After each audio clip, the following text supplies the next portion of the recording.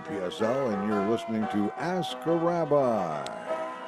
And this is Rabbi Shafir Loeb of Congregation Eitz Chayim, your Jewish home on the Treasure Coast. So as was mentioned on the Swap Shop, it has been Jewish holidays, although last week it was a combination of Hurricane Milton and its little tornadoes, which were not so little. But yeah, we had no power at my house until late Friday, which, considering that Yom Kippur was starting at sunset, was a bit of a challenge. So, but we thankfully came through reasonably well. And so, yeah. Anyway, I hope everyone else is well. I hope others fared well. I have some friends from North Myers who actually came to Vero to evacuate the West Coast, only to watch a hurricane in their neighborhood where they were staying. So, yeah, Milton was definitely an unusual hurricane. In its own way, a typical landfalling 3 that falls quickly down, but that arm of that outer band that spawned all those tornadoes when it was a Category 5 were definitely beyond impressive. I'll bet it was a lot safer on the east coast of Florida, where the storm exited the state, than it would have been on the west coast where it entered, where the storm surge would have. Well, they had mostly what they had was power outage and loss of food and stuff like that, much like many of us did. Yeah.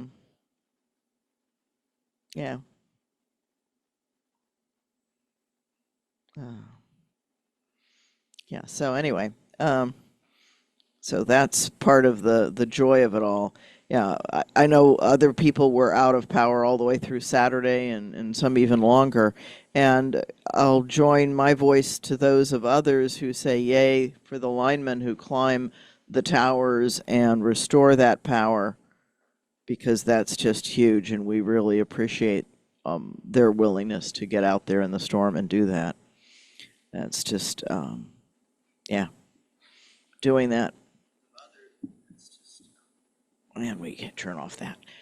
So that's a powerful thing. So you had mentioned the Jewish holidays, and they're still ongoing, actually. We are in the festival of Sukkot. We are in the second day of Sukkot today. And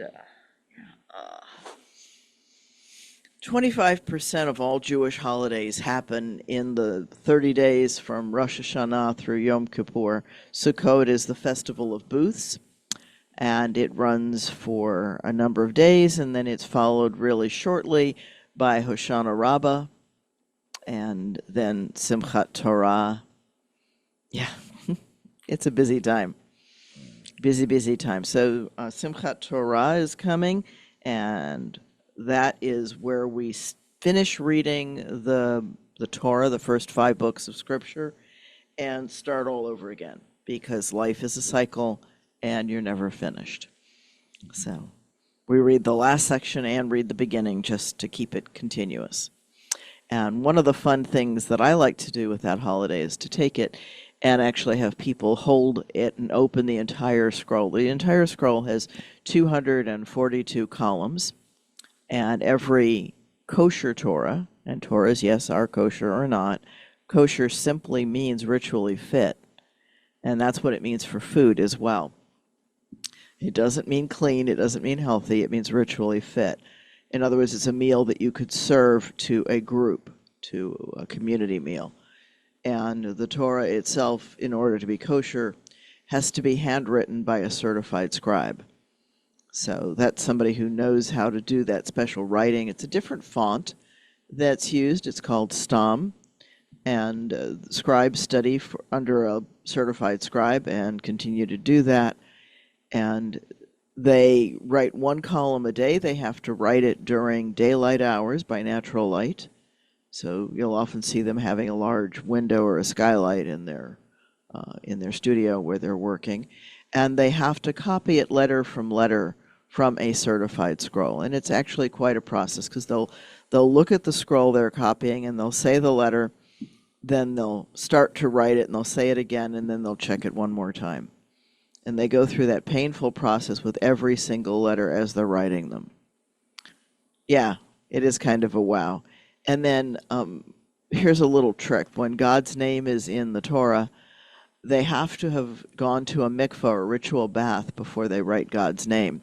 So what a lot of scribes will do is they'll leave all of the places where God's name is, and then they'll go do the ritual bath and then write in all the places where God's name belongs. Is that borderline cheating? Yeah, I would say it is, because they don't need to mikvah every day.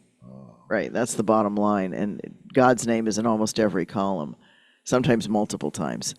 And by doing that, they only have to do that. It doesn't mean they don't shower. They certainly keep themselves clean, as most humans do today.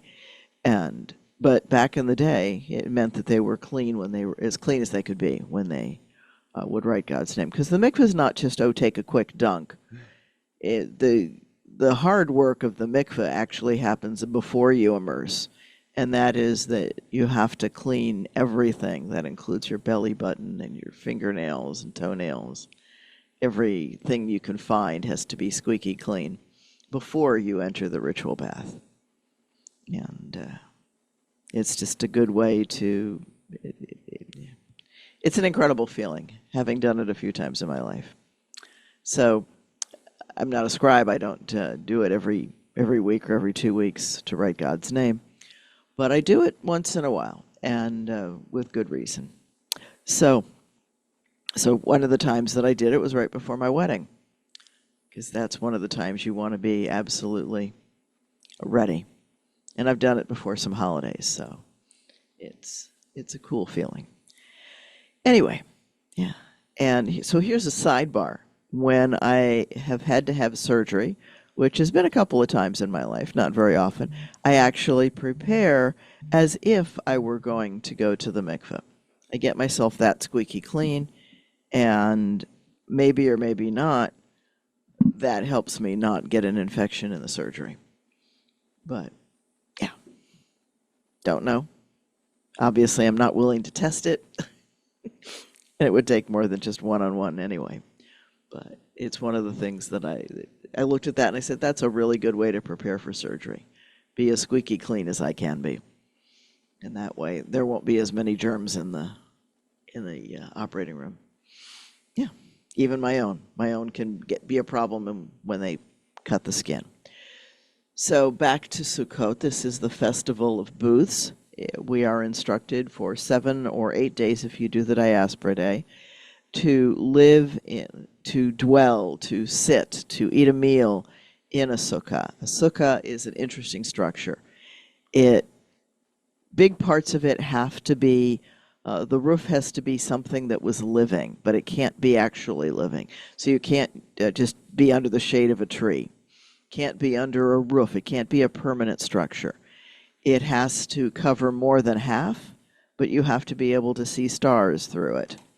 And in fact, when we were, not where we are now, but when we were at our University Avenue campus location, then we actually put stars on the ceiling, because we built a sukkah inside for the purpose of services, and we put stars on the panels above, just so that we could ask the kids, could you see stars? And it was a fun thing. We actually had some of those iridescent stars, the ones that store the light and then shine back at you for a little bit. And that was kind of fun to turn the lights off and let the kids count the stars up top. So some of the fun things that we do. We also use something called a lulav and etrog. Now that's an interesting piece.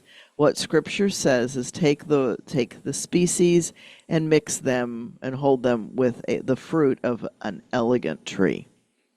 And so I'm going to start, of all places, with the etrog. The etrog is a citrine. It's a citrus, and it comes from a Chinese ornamental citrus tree. And you might say, how is it that a citrus, a Chinese ornamental citrus, becomes part of a Jewish holiday? And the simple answer is the Silk Road. It absolutely is the Silk Road. It's a tree that will grow. It grows well in Italy. It grows well in Israel. It grows in a number of places. The best pedigrees, actually, right now on the trees are in Italy. Those are the ones that we can trace the lineage back the farthest. So, yeah, it's like a lemon on steroids. I guess that's what I'd call it. It's a super large lemon. It's like taking two lemons and putting them together. And then it has something kind of interesting, a pitim, which is the flower from the fruit is still attached on the end. And it has to have that to be kosher, unless it grows on the tree without it, but not if it's knocked off. So it's always one of the things to be careful with the kids to make sure they don't accidentally knock it off. And it comes in a very special container that's used to be hemp once upon a time. They used to wrap it in a great big string of hemp. But now, of course, in today's technology, it comes in foam. So, and that's to protect that pitim. The other things that are bound together, and again, kind of with a Chinese holding a finger, like a finger toy thing that binds them together.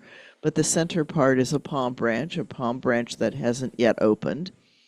And it represents something that that has taste but no smell. And then it is flanked on either side by either myrtle or willow. And the myrtle has smell but no taste, and the willow has neither smell nor taste, and the etrog itself has both taste and smell. And so together they represent all of the food that we might have, and we talk about different things that they represent. So for example, if we looked at it, the lulav, which is a tall, slender, you can move it and shake it and it makes a noise. And there's a way to do that. I actually teach how to shake it. And that represents the spine of a human being. The myrtle can be their eyes, the willow, the lips, and the etrog, a heart. Now, it doesn't have the cute little lobes that we put on the little stylized hearts for Valentine's Day, but it actually looks a lot more like a human heart. It's about the right size. So that gives a little perspective there. So that's another way to bring a person together or whole. And some people say that it's Yud He Vav He, and that's also just taking the parts of the lulav to make them. Right. So Yud would be the etrog, the He would be the myrtle, the Vav would be the palm branch, and the other He would be the willow, myrtle and willow, make the He's. And that spells out God's name. So lots of different symbology that comes together in that part. So part of the way of celebrating the holiday is to do the ritual shaking of the lulav, the using the lulav. And this is a holiday that's actually talked about not only in Torah, in scriptures, but also has a lot of discussion in Talmud. Talmud, of course, is the early commentary, the early rabbinic commentary on Scripture. And one of the things that it says of Sukkot is that if you haven't been in Jerusalem during Sukkot, you have not been to a party. So that gives you an idea what it was like. The rabbis complained that they got no sleep at all during that holiday because they would spend all night drawing water, which was used for the wine pouring in the morning, and then they'd go to the wine pouring, and then when they finished with that, they'd go and study for a little bit, and then start the cycle all over again for 7 days. So they were well-potted, tired, but having a good time. So that was the ultimate party. I'm sure that to vegans, it smelled like dead animals burning because there were many sacrifices. It was a master barbecue as well. And realizing that when you sacrifice a bunch of animals, what that means is slaughtering them and eating them. It doesn't mean wasting them. It means eating them. The sacrifices were a meal before God, not for God, but before God. And that's something that I think that people sometimes miss, that what we do when an animal is ritually slaughtered is to recognize that we are taking into our hands and taking from the animal the gift that God gave it, namely its life. And we recognize that and are respectful of that fact. We have to eat, and we can get into the long-winded discussion about whether or not you can long-term be vegan or not, and which animals should be food and which ones not. Part of it depends on how abundant food is, and I think that's one of the things that we need to be a little bit kind with each other. There are places where people don't have a whole lot of choice about food. And Talmud, which I mentioned earlier, also says that when food is scarce, people need to eat. So need to be aware of that. And that reminds me of a wonderful story from the first couple pages of Rabbi Soloveitchik's book on Jewish law. And he, in the footnote, so you got to read these footnotes because some of them are incredible. But this particular one talks about him going as a young boy with his father to the rabbi's office.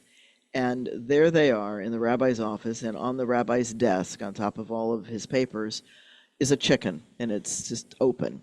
And he's talking to a couple, and he's asking how business was that week, and how this is, and how the family is, and a whole lot of different questions.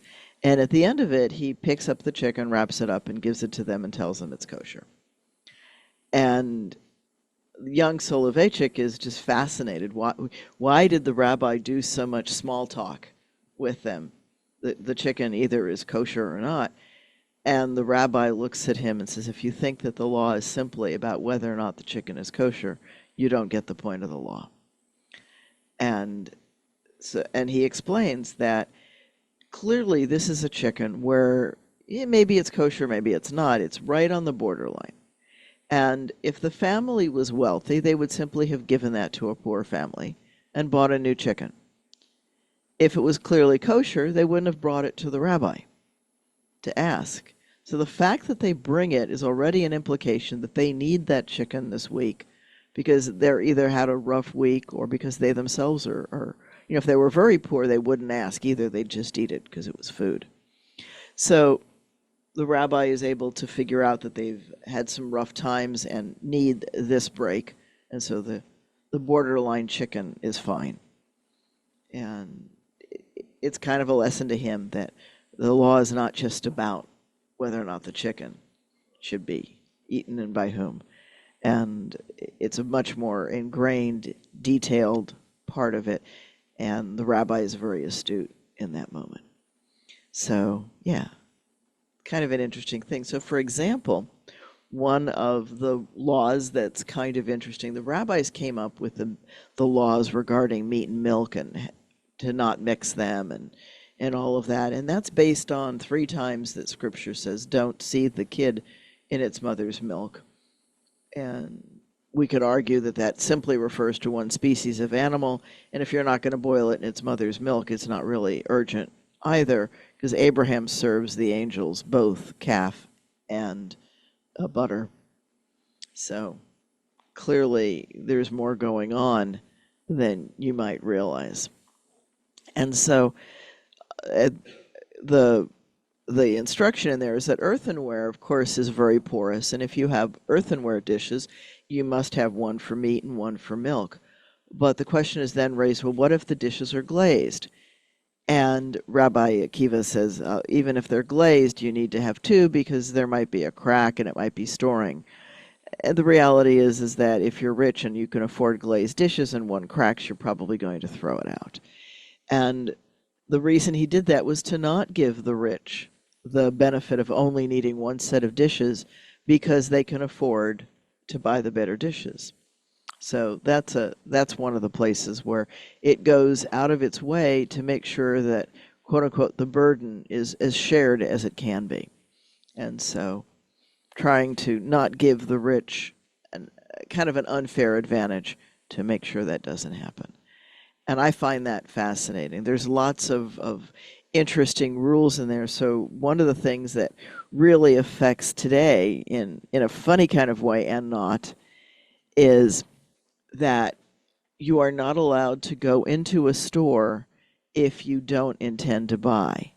And so the way that that plays out is a lot of Israelis will go window shopping on Saturday night because the stores are closed, but the streets are alive because it's after Shabbat.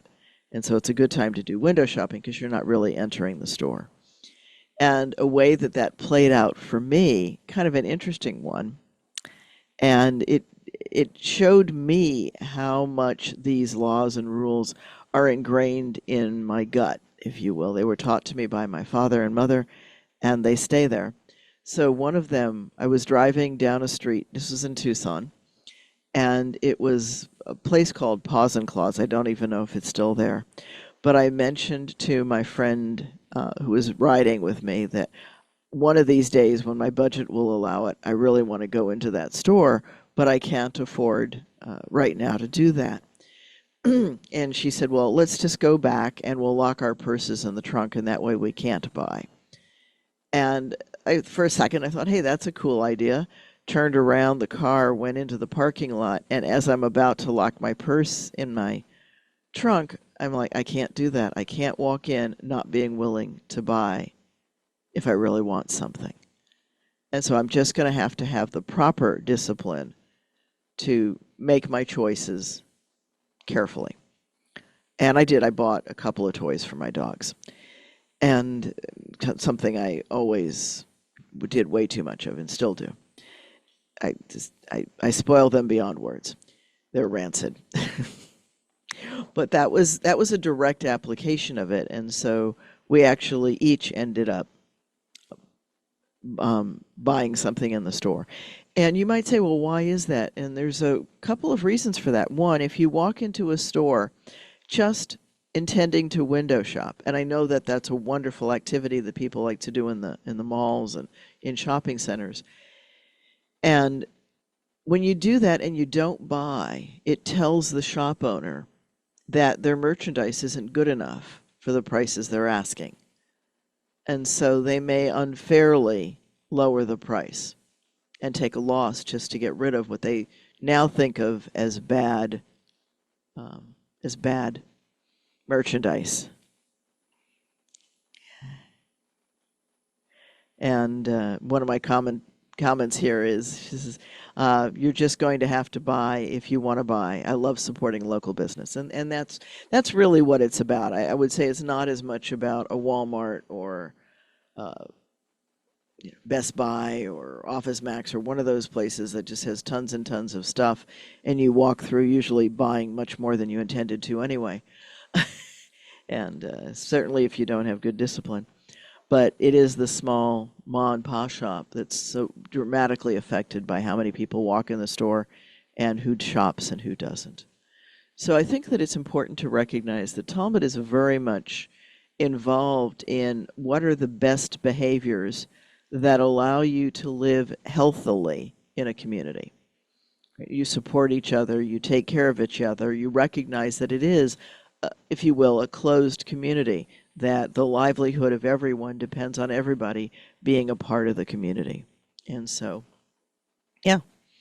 And that's one of the reasons we take care of poor people. It's not their fault that they're poor. And that's something that needs to be recognized. We tend to blame people for their problems. Do they contribute to it? Perhaps.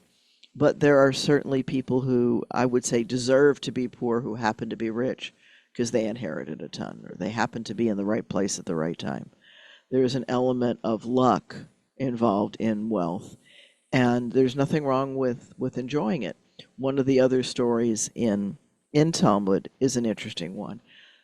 It's a story of a rabbi going to a wealthy person who informs the rabbi that although he's rich, he survives on simple soup and just a little crust of bread. And the rabbi says to him, no, you need to eat according to your station. You need to eat meat, you need to eat well, and so on. And the community asks the rabbi why he did that. Why did he tell the rich man to splurge, if you will? And his answer was kind of interesting. He said, that if the poor man lives on soup and bread, then he will think that the poor are doing just fine, and he will be less likely to share. But if he indulges, then he'll recognize that those who have to have soup and bread are doing so because they have to, and he'll be more willing to share. So that was an interesting piece, because it's really important that the wealthy share, because the ones at the bottom of the rung, for whatever reasons, need our help and our support. And that gets kind of to something that I've talked about with Greg very often on the show, and that is that we really need to get to a place, not just here in Florida or just here, wherever here is for you, that people have basic housing. We need to have some minimal housing that holds people. We need to have basic food available to people. We need to have basic medical. Those primary basic needs are necessary to keep a community healthy. When the poorest has a place to sleep, has food to eat, and medical care if they need it. And I recognize that these are not unlimited resources, but the reality is that the United States throws out about 40% of its food, and we don't even grow all the food that we can grow. We pay farmers to not grow food. Would that we would use that land that they're not growing food on. Let the government pay the farmers the same price, but let them grow the food, actually grow it, and then use it as a food supply for those who can't afford. Find a way to do that. Make little houses, decent little houses, not slums, but decent little houses for people who can't afford real housing. And definitely need to bring these things in and create basic dignities for people. We don't need people living in the trees when tornadoes come through. We don't need them living under bridges when a hurricane comes through. That's not humane. And that medical care that we need to bring people, that extends to mental health as well. We need to help people learn how to cope with life, how to deal with it. And I recognize very keenly as an intern counselor that people have to want to do better and be better, but give them the opportunity. And I think that once basic needs are met, we'll see a lot more people being able to function a lot better. We have far too many people in our society that are not taught the very simple basics of economics. And that's so important. That's so important to teach people how to balance a budget, how to plan for the future. There are too many people right now living paycheck to paycheck in the world. People need a little safety net. That's just something we have to teach people to do. And so, yeah. So I would argue that Torah and Talmud and all of that are aimed at what it takes to keep a community healthy. Dostoevsky said also that how we treat people in prisons is a mark of our civilization. And if we look at that, we're not going to come out very high. American prisons house about 10 times more of our population than most of the developed world. And that's tragic because our crime rate is about the same as those other places. And it's not, one of the things that we know is that the rate of crime is not a function of how many you incarcerate, but rather a function of economics, good policing, and a number of other things that keep the crime rates down. And so we have about the same crime rate as our neighbors to the north, but they incarcerate at the rate that we used to back in the 70s and earlier. So we've skyrocketed the number of people we warehouse in prisons, many of them for nonviolent crimes.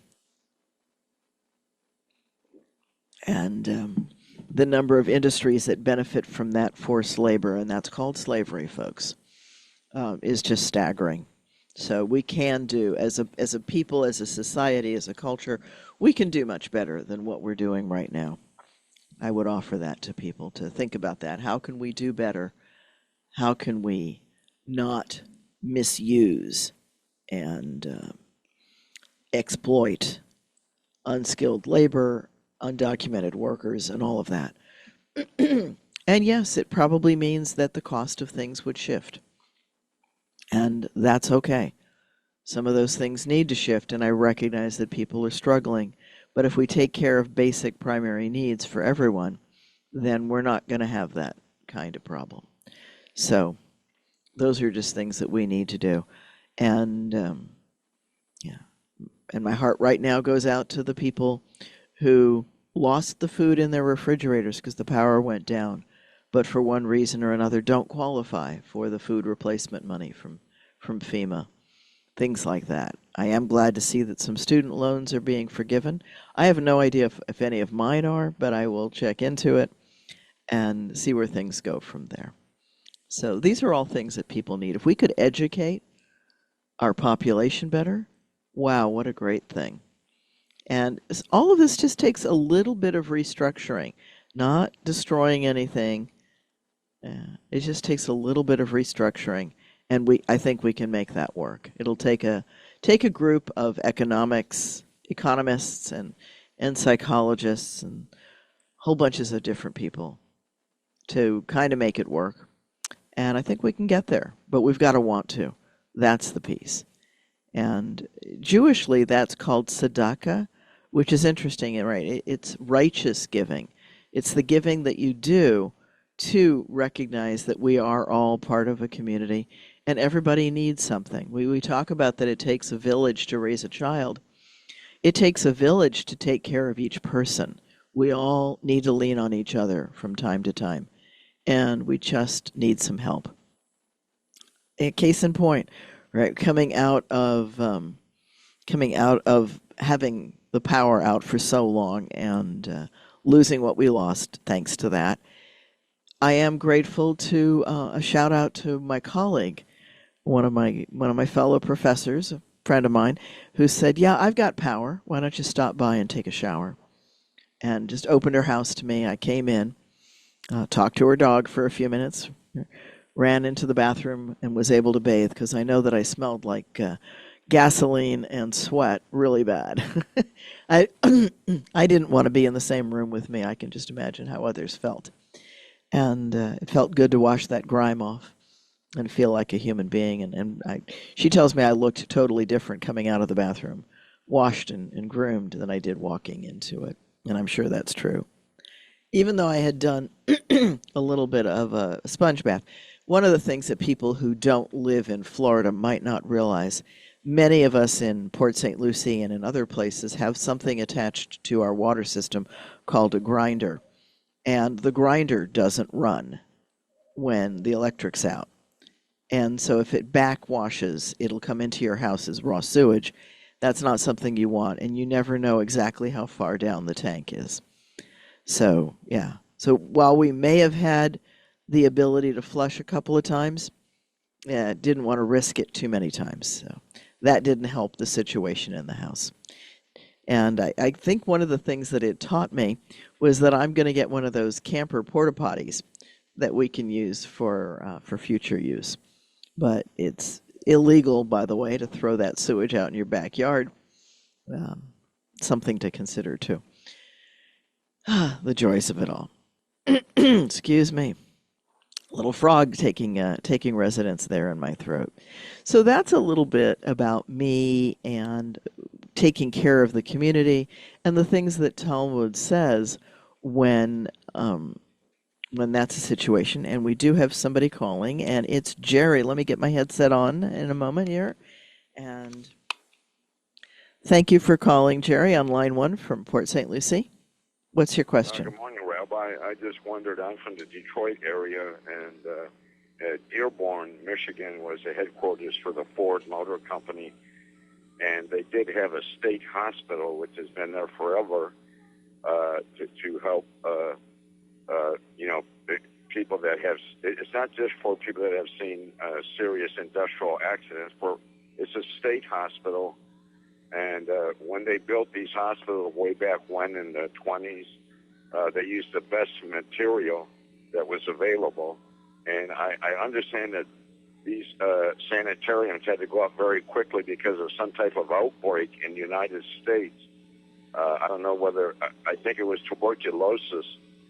And these hospital sanitariums were built with the best materials available, and they're still in operation, and they help a lot of people.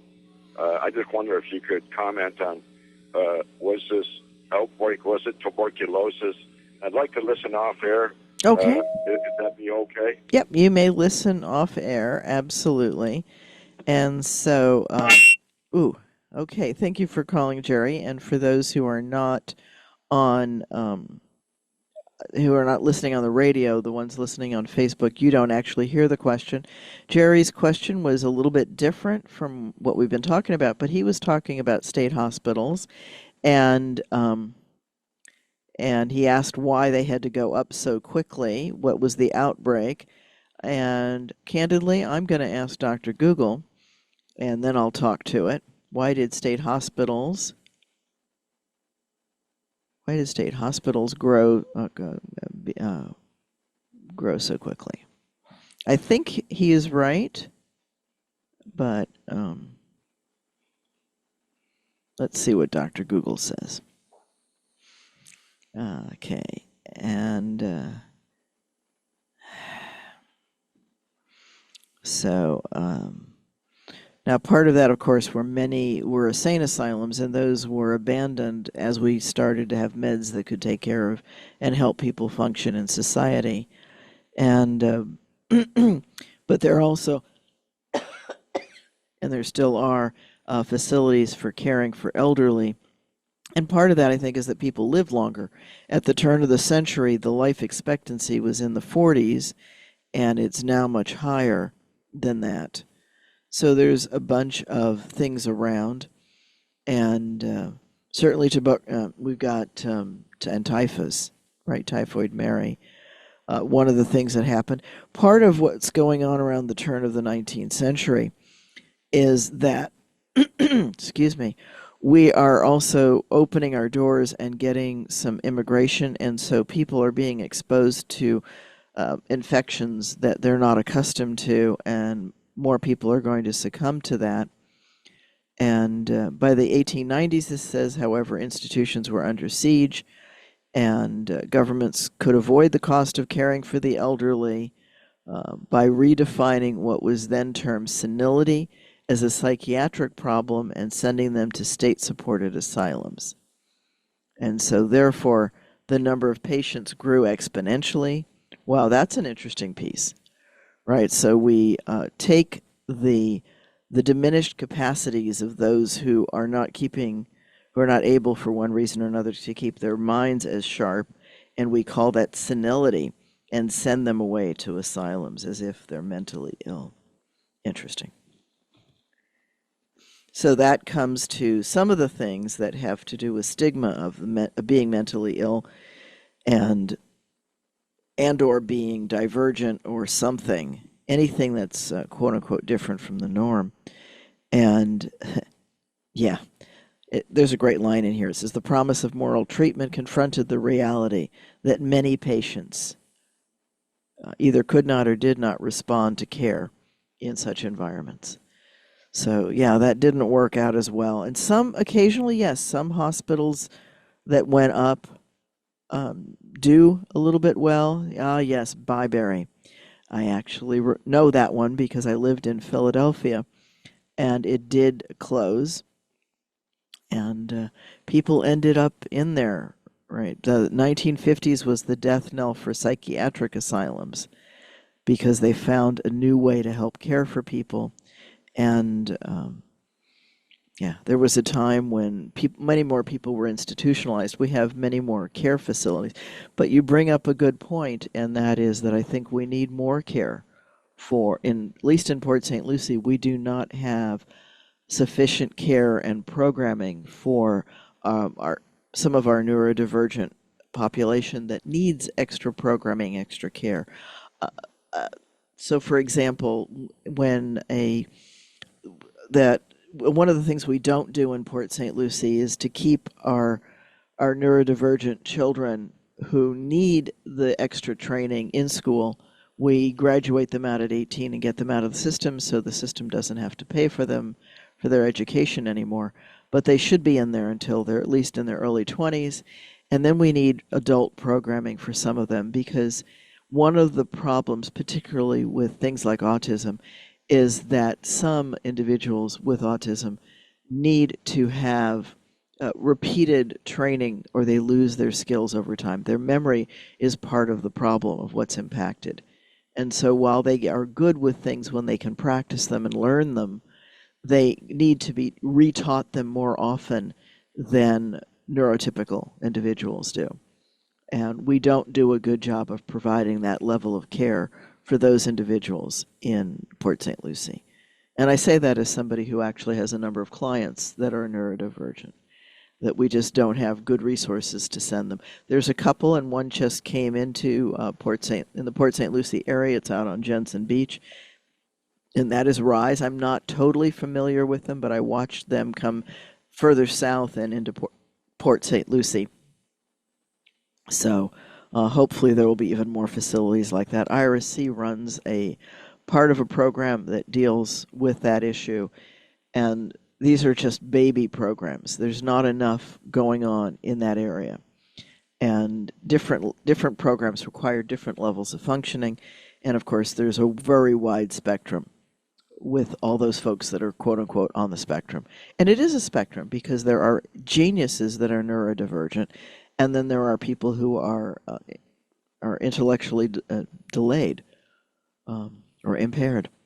And yeah, there's a real need to address those needs within our community, not only for the individuals themselves, but also for their families, that they have a place to know that they can help the neurodivergent contain their skills and, in fact, enhance them.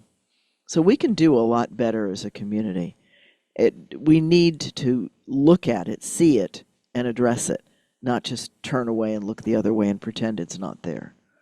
That's true with prison populations, that's true with neurodivergent, that's true with elderly, that's true with large segments of our population. And we need to not pretend they're not there or try to eradicate them. We need to care for them. That's the difference. And when we do that, then we will benefit as a society. We'll have many, many more people able to contribute in various ways to the population. Imagine how much easier it would be to get people to be able to work if they didn't have to struggle with where are they going to live, if they weren't going to struggle with whether or not they'd have enough food to have the energy to work. And I think it's reasonable to expect the people that you supply food, clothing, and medical to have to do some kind of community service and give back. I think that's reasonable. That'll also add to their dignity. But it's got to be done in a way that it's not a punishment, in a way that it is actually enhancing. When we do that, I think we're getting the message of all of these holidays. So again, the holiday today is Sukkot. We're into the holiday of Sukkot. It started a couple nights ago. And the instruction to dwell or live in the hut, or one of the things we like to do with the youth is to have pizza in the hut, right? You bring pizza inside the sukkah so that the kids are willing to eat and sit inside the sukkah. But the sukkah is a temporary structure. It needs at least 3 walls, and it needs a once living roof, and it has to not be a permanent structure. So you put it up, you put walls up, and then people typically decorate it. It's intended that you invite guests into it, and sometimes we invite the memory of those who have gone before us, all the way back to Abraham and Sarah. And kind of a fun thing. So here's a fun game for people who are spending some time in a sukkah or in a family gathering or something like that. And it's one that a friend of mine was talking about this week, and it's Who Am I? And you're allowed to ask questions that are answered with yes or no. And you're either an object or a person, and either living or dead. It can be any of those things. So the first couple of questions are always aimed at centering on that. And then you keep asking questions and try to guess who the person or object is. So kind of a fun game. Easy, doesn't take any props. You can just do it in any place that you're sitting, and people can have a lot of fun with it because some of the questions get a little wild. So my hope is that as we dig out from Hurricane Milton, and folks, there's not There's not another one right on its tail. It's a week later already, and we're still doing well. Yes, there's a depression out there. There are many, many depressions during a year that don't amount to anything much. Not even a fish storm. I like hurricanes that are fish storms, thank you. Hopefully ships will stay out of their way. And one of the big things that has changed a lot of that is radar. Can you imagine what it must have been like for something like Milton in the days before cell phones and their alerts, radar and its ability to track things and warn people, and just the general knowledge? I mean, we're still learning so much about hurricanes, and a shout out to the people who are willing to fly an airplane into that. And they did have some humorous footage from one of the hurricane hunters when they hit some turbulence and things in the cockpit went flying all over the airplane. So, or not the cockpit, but in the work area where they were actually doing the measuring and the tracking. I've been inside a thunderstorm, and inside it can be wonderful and pretty, but penetrating it's not so pretty. And airplanes have been broken apart by that. There's some really strong winds going on in there. And I always like to compare tornadoes, which are small, fast-moving, spinny things with high winds, and hurricanes are big, spinny things that move slowly. They're huge. They both have high winds. They both do a lot of destruction. The big difference, tornadoes do it short, fast, and more unpredictably. And when you get that warning on your phone, folks, what that is that radar has identified the signature of the kind of cloud that can or may produce a tornado. And when it's strong, they send out that alert, and it just knows which cell phones it's programmed into it, which cell phones are in or near the warning area where that cloud may put down a spout, a stovepipe, and start its destruction. So that's why we had so many, because there were so many clouds. Not all of them developed into tornadoes, but more than enough of them did.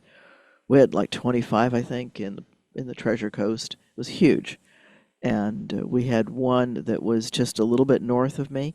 My husband and I were actually driving home. We had gone out to lunch, and we were driving home and saw it. That's one of my funnier stories, because we have a tradition, my husband and I, of going out to lunch on Wednesdays. We do it within my lunch hour because I'm a teacher at Kaiser.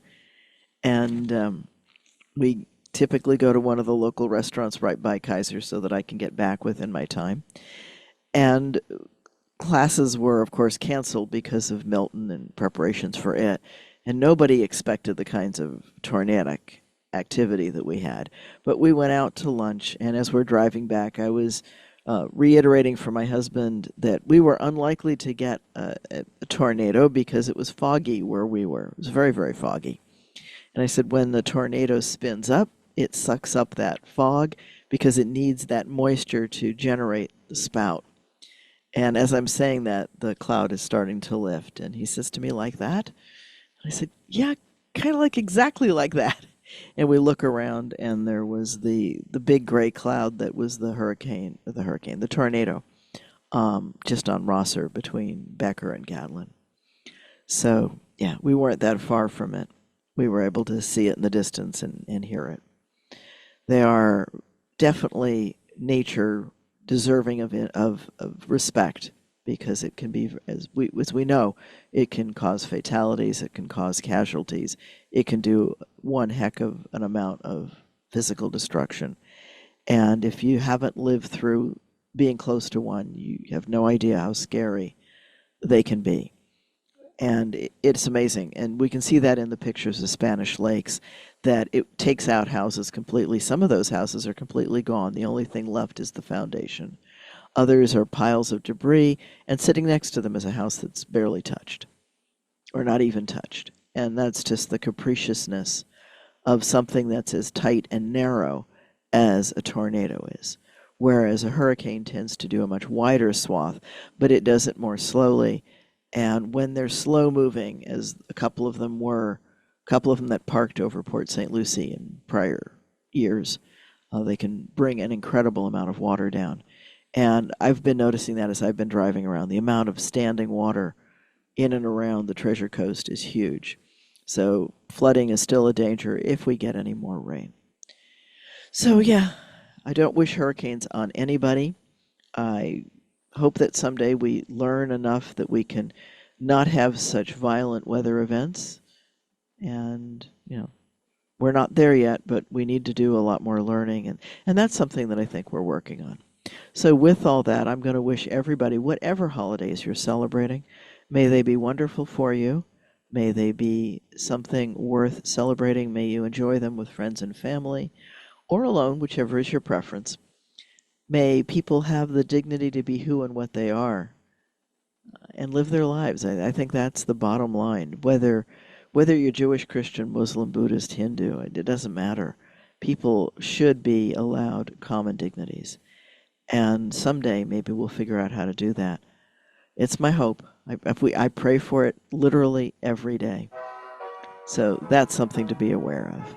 So join us at Congregation Eitz Chayim any Friday evening at 7:30, 295 Northwest Prima Vista Boulevard in Sipe Hall at the St. Andrew Lutheran Church. And that's at Prima Vista at the corner of Irving. Or check me out at Change of Mind, which is where I'm an intern under the supervision of Eric Lever. And we're there to help you with mental health concerns. This is Rabbi Shafir Loeb of Congregation Eitz Chayim, your Jewish home on the Treasure Coast. You've been listening to Ask a Rabbi, heard every Friday morning in the 10 o'clock hour, right here on WPSL Port St. Lucie, also on Facebook. Look for Congregation Eitz Chayim on Facebook, and you'll find some archives there as well. This is WPSL Port St. Lucie, the talk of the Treasure Coast.